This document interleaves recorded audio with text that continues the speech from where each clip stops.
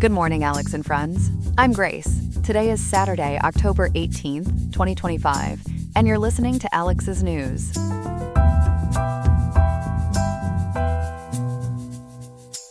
The high in Riverside today is 79.8 degrees, with a low dipping to 59.0 degrees, so expect a mild fall day perfect for getting out and about.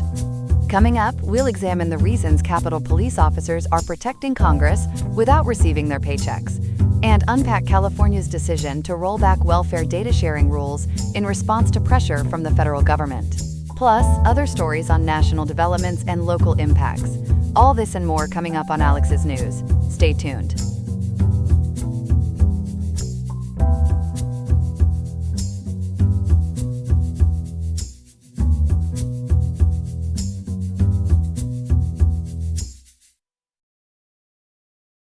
Good morning, folks. We're kicking off today's top stories with the ongoing federal government shutdown, now in its 18th day since starting on October 1st. At the heart of this mess in Washington are the U.S. Capitol Police, working without pay while keeping the lawmakers safe. Joining me from the studio to break this down is our Washington correspondent, Ethan. Ethan, paint us the picture of these officers' situation. Absolutely, Grace. It's a real eye-opener, or should I say a badge of honor turned burden.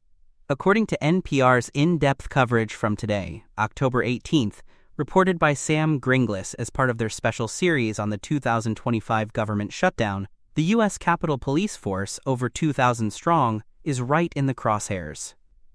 These essential workers have been patrolling the Capitol complex, screening visitors at spots like the Senate reception room, and handling threats without a dime since the funding lapse kicked in at midnight on October 1st. They even missed their first full paycheck on October 10th. That's unpaid vigilance at its starkest, especially when you contrast it with Congress members, whose salaries are constitutionally shielded and funded separately. Unbelievable. For viewers unfamiliar, walk us through what makes the Capitol Police so crucial during a shutdown like this. The third longest in modern history, and the 11th since 1980. Sure thing. The Capitol Police aren't your average beat cops. They're the guardians of democracy's doorstep, protecting over 500 members of Congress, their staff, and the public in a high-threat zone. NPR's piece, with an image from Brendan Smielowski of AFP via Getty Images showing officers sealing a Capitol entrance on October 9th, highlights how visible their struggle is to politicians trudging past daily. Former Chief Terry Gaynor, quoted in that NPR report, explains they juggle tough enforcement against spiking political violence while playing tour guide to visitors. Conditions are tougher than ever, he says, with each grumpy encounter from lawmakers chipping at their morale. And retention? It's a revolving door in a job with endless hours and real risks. Morale must be low. What's the officers' union saying about all this financial squeeze? Spot on, Grace. The union chair, Gus Papathanasio, put out a statement last week as covered by NPR, PoliceOne.com, and Al Jazeera, basically pleading for an end to the shutdown. He pointed out bluntly that banks and landlords, quote, do not give my officers a pass, end quote. It's a shutdown that's furloughed between 737,000 and 900,000 federal workers, while forcing another 700,000, including these essentials, to labor without immediate pay. Federal law promises retroactive back pay, but that's little comfort when bills pile up. And the politicians? Are they stepping up? Or is it more partisan finger-pointing? It's a classic blame game, Grace, like a congressional game of hot potato with paychecks. Republican Senator Katie Britt of Alabama, speaking to NPR today, nodded sympathetically to officers outside the Capitol but pinned it on Democrats, calling the impasse, quote, absolutely selfish and ridiculous, end quote, and heartbreaking for folks facing mortgages. On the flip side, Democrat Representative Joe Morell of New York, who oversees the Capitol Police on a House committee and chats regularly with Papathanasio and Chief Michael Sullivan, told NPR the stalled talks feel really strange. He notes the irony of lawmakers strolling among the directly impacted every day, and welcomes any Trump administration fund shifts for law enforcement pay, but calls them patently illegal. Morell also flags deeper scars, like resentment over some Republicans hesitating to buck President Trump's pardons for January 6th rioters, and that uninstalled memorial plaque for defending officers, overdue despite laws passed. Has Speaker Johnson weighed in? Yes, House Speaker Mike Johnson, Republican from Louisiana, defended his party's stance in a statement NPR and CBS News covered on October 11th, saying, quote, "We've always stood with Capitol Police and law enforcement, and we've shown that in word and deed," end quote. But Morrell fired back, accusing them of insulting the force, then faking concern. It's all amid broader shutdown woes, rooted in failing to pass those 12 annual appropriations bills by September 30th. Often tangled in fights over spending, aid, and immigration, as analyses from the Brookings Institution and Peter G. Peterson Foundation explained in Wikipedia and Washington Post reports. Any glimmers of resolution? And what about funding tricks for essentials? Slim pickings, Grace. Republicans, including Trump and Johnson, blame Democrats for blocking on immigration and spending, dubbing it a Democrat shutdown per CBS News and Forbes today. Democrats hit back on demanded permanent cuts, freezing $28 billion in infrastructure for blue areas, as The Guardian and OPB News detail. Nonpartisan takes from the American Enterprise Institute and Congressional Research Service say blame's mutual historically, with polls splitting fault. Senate Majority Leader John Thune sent the chamber home after a 10th failed vote on a Republican continuing resolution on October 16th, needing 60 votes but getting partial Democratic nods from Senators Catherine Cortez Masto, John Fetterman, and Angus King, according to CBS News and SCOTUS blog. The House is on break since September 19th, canceling October 20th votes, with Senator Peter Welch of Vermont telling WUSF it's nowhere. On funding, the Trump admin repurposed $8 billion from defense R&D for military pay on October 15th, DHS funds for Coast Guard, and super checks by October 22nd for over $70,000 in ICE, CBP, Secret Service, TSA, and FBI under Director Kash Patel per CBS News, GovExec, and The Guardian from October 16th to 18th. But Capitol Police, being legislative branch, gets zilch. Legal experts via OMB Circular A11, Congressional Research Service, and GAO rulings say executive can't touch legislative pay without Congress, citing the Appropriations Clause and Anti-Deficiency Act with penalties. The 2019 Government Employee Fair Treatment Act, signed by Trump, is being twisted by OMB's Mark Paoletta to not auto-guarantee back pay without specifics, clashing with unions per time, AP News, and Meritalk. Senate Republicans eye an October 20th vote for accepted workers' pay, but filibuster needs Dem votes. Tensions boiled over recently, right? Tell us about that incident. Yeah, a flashpoint on October 14th, Representative Nanette Berrigan, Democrat from California, clashed with an officer outside Speaker Johnson's office during a protest, claiming he grabbed her arm. The union demanded an apology, as NPR and The Guardian reported, while Gaynor urged officers to reset the clock and rely on their training as solid witnesses.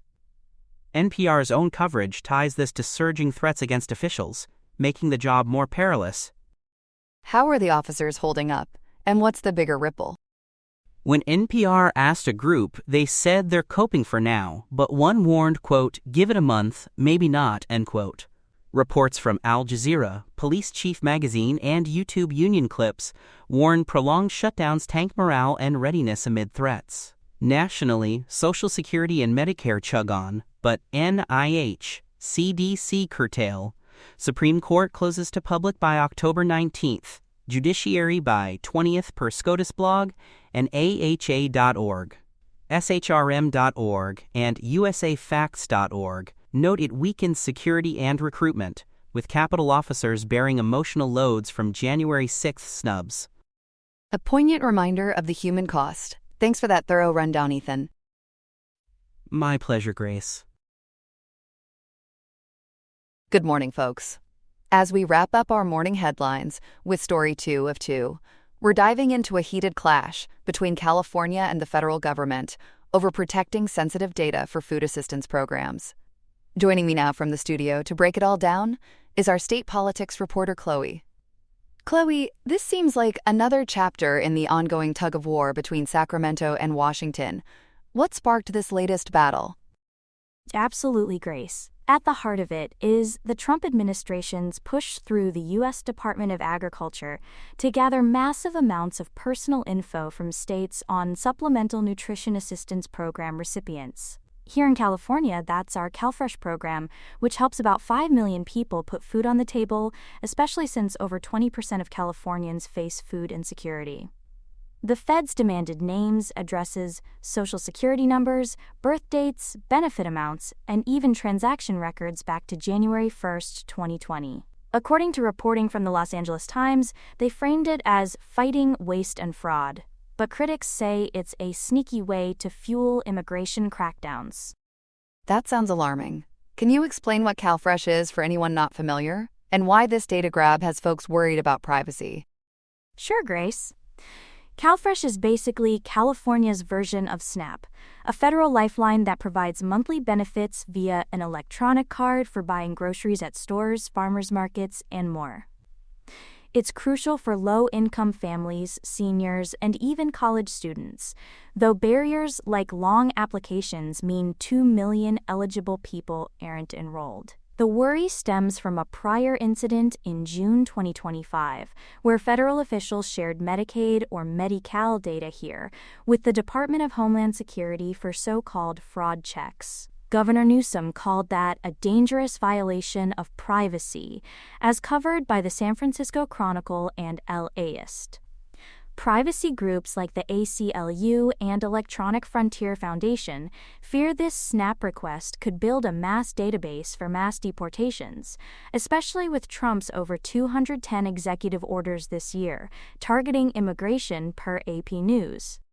So how is Governor Newsom fired back? I hear there's legal action involved. He's gone full throttle, Grace, no holds barred. In late July 2025, California Attorney General Rob Bonta filed a lawsuit with 21 other Democratic-led states and Washington, D.C. against the USDA. The case, California et al. Versus U.S. Department of Agriculture et al. In the Northern District of California, argues the demand breaks the SNAP Act, which strictly limits data use to program admin and violates privacy laws like the Privacy Act. Bonta called it illegal and frightening in a state announcement, as reported by capradio.org. U.S. District Judge Maxine M. Chesney slapped a temporary restraining order on September 18, 2025, halting the demands and funding threats. Just 3 days ago, on October 15th, she granted a preliminary injunction, finding the states likely to win and that harms like chilled participation would be irreparable. Details from that order come from docket updates at mealy's.com and clearinghouse.net. No appeal yet to the Ninth Circuit, but the USDA has until mid-December, about 2 months from today, October 18, 2025, to file one. Impressive courtroom wins, but is there more on the state level to shield this data? You'd bet, Grace, a real privacy feast after the federal famine scare. Newsom just signed Assembly Bill 593 into law on October 13, 2025, reversing parts of last year's Assembly Bill 518. That earlier bill, pushed through a gut and amend process, allowed broad data sharing across agencies like Education and Justice to boost CalFresh signups, but it overrode privacy protections and drew fire from the ACLU for being too loose. AB 593 tightens it up, limiting shares to state agencies only for necessary outreach and enrollment, while reinstating laws like the California Information Practices Act and Confidentiality of Medical Information Act. As KPBS Public Media and Cal Matters report, it ends blanket exemptions, focusing on anonymized data for things like targeting marketing by race, age, or location to reach underserved folks. This came amid fears from the USDA push and that Medicaid share, with Assemblymember Buffy Wicks testifying to the pitfalls. Plus, Newsom signed Senate Bill 81 in September to block medical data from immigration authorities, building a fortress around vulnerable families. Fascinating how California is balancing food access with data security. Any broader ripple effects? Definitely, Grace. This could inspire other states, as analyses from the Business Journal suggest. Locally, spots like San Diego's City Heights Farmers Market, the county's first to accept CalFresh and thriving after 5 years, show outreach works, but privacy tweaks might slow some efforts in areas with high ineligibility, like colleges where 30% of Cal Poly San Luis Obispo students use it. Meanwhile, in a side win, the administration paused demands after another lawsuit by privacy and anti-hunger groups, per the Los Angeles Times and ProtectDemocracy.org, promising a compliant privacy notice. It's a delicate dance, expanding access without handing over the keys to personal info. What a multifaceted pushback, Chloe. Truly serving up strong protections. Thanks for unpacking this for us. My pleasure, Grace. Here are some other headlines. Boeing is cleared for a modest climb. The FAA is lifting the 737 MAX production ceiling from 38 to 42 jets a month, a carefully calibrated ascent after January 2024's Alaska Airlines door plug blowout rattled confidence. Regulators say safety inspectors took a nose-to-tail look at assembly lines to ensure this uptick won't outpace prudence. Boeing, still taxiing toward financial recovery after nearly 2 years of intense oversight, says suppliers will spool up in a disciplined manner with safety and quality in the cockpit. The agency stresses its direct oversight remains unchanged, a reminder that, for now, trust is earned on the installment plan. Los Angeles County has inked a tentative $828 million settlement to resolve more than 400 additional childhood sexual abuse lawsuits tied to county-run facilities, arriving just 6 months after a historic $4 billion deal covering over 11,000 claims. The new pact, averaging roughly $2 million per person, awaits approval from the Board of Supervisors and the County Claims Board. Enabled by California's AB 218 window lifting the statute of limitations, the cases add extraordinary fiscal turbulence to county ledgers. Officials, mindful of fraud allegations that shadowed the earlier settlement, vow a rigorous credibility review. An independent allocator will vet claims and calibrate awards based on severity, guarding both justice and the public purse. A coordinated crackdown targets Haiti's violent power brokers. The U.S. and UN have sanctioned Dimitri Herard, the former chief of presidential security, and Kempis Sanan, a Bel Air gang leader, citing support for the Vivan Sanam coalition. The move freezes U.S. assets and bars transactions as the UN Security Council renews its sanctions regime and extends a year-long arms embargo to stem the weapons tide.